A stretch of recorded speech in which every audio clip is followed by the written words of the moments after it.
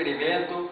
Desta vez nós vamos usar aqui meia pastilha de bicarbonato de sódio, colocar nesse tubinho de plástico, colocar mais ou menos um dedinho de água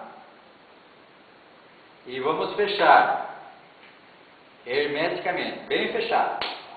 Vamos aguardar alguns segundos para ver o que acontece. Focaliza direto ali.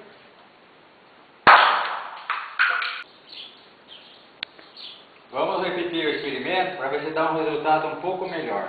Água, sonrisal e vamos fechar.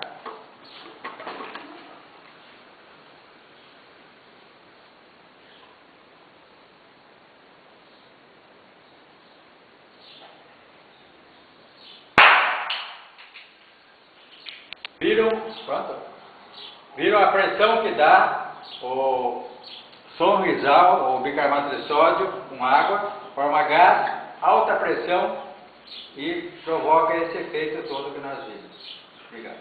Eu vou primeiro falando. Aqui eu vou fazer uma experiência bem simples com uma batata Ruffles.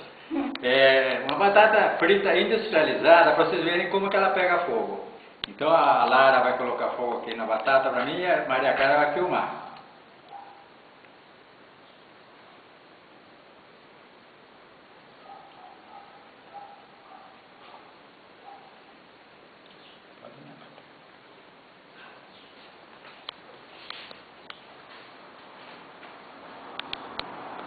Veja a chama que forma.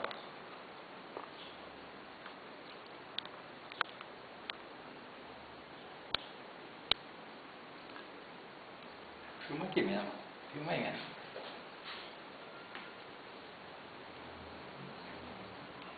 Vou deixar ela vai até o fim. Depois eu edito tudo. Olha a quantidade de energia que existe numa batatinha, numa fatia de batata.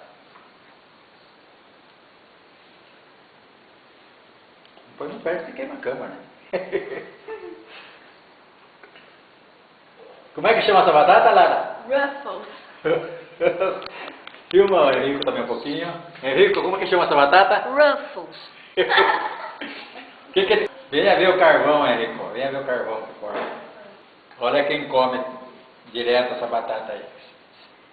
Será que é saudável isso aqui, criançada? Não, eu não Fala alto. É saudável ou não? Não. Eu não gosto dessa batata.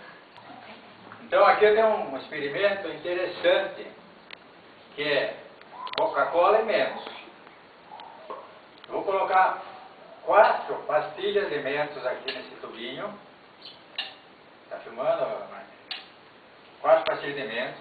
Vou destampar a Coca-Cola.